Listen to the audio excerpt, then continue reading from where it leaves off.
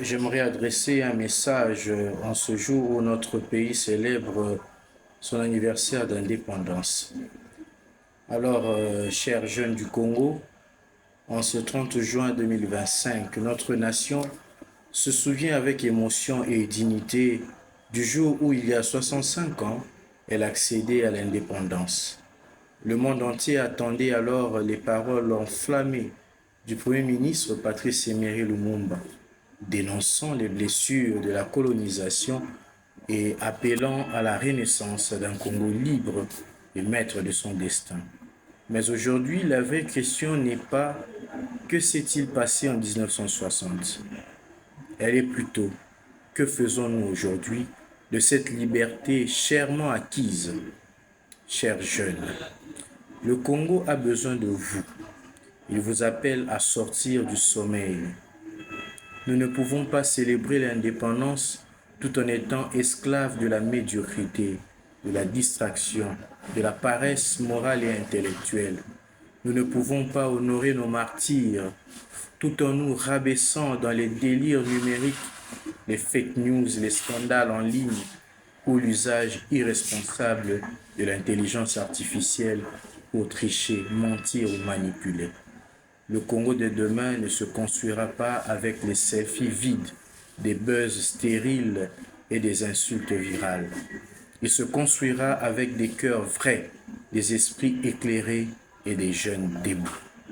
Et pour cela, nous avons besoin des modèles.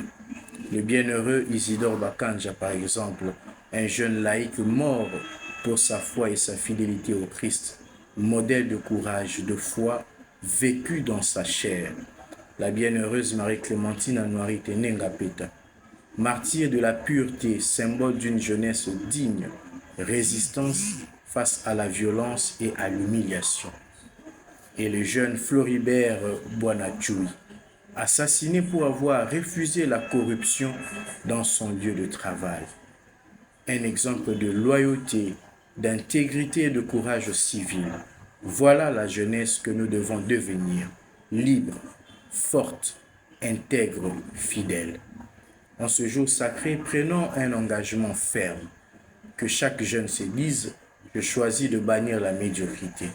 Je refuse d'être esclave du numérique, du paraître, de l'instantané.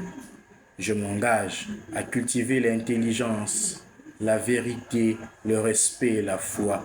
Je marche dans les pas de Bakanja, d'Anouarite et de Floribert. Alors, chers jeunes, notre avenir ne tombera pas du ciel. Il se construira par le réveil de nos consciences, par des actes courageux, par un refus clair de participer au délit du siècle, mensonges, fraude, paresse, moquerie, haine et division.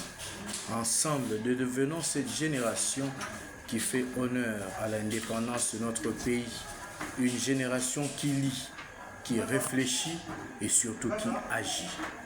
Une génération enracinée dans sa foi, sa culture et sa dignité. Une génération qui ose dire non à ce qui détruit et dire oui à ce qui élève. Vive la jeunesse du Congo, vive la liberté responsable, vive un Congo nouveau, éclairé par la lumière de sa jeunesse. C'est Régis Ngoudi, votre frère. Bonne fête d'indépendance.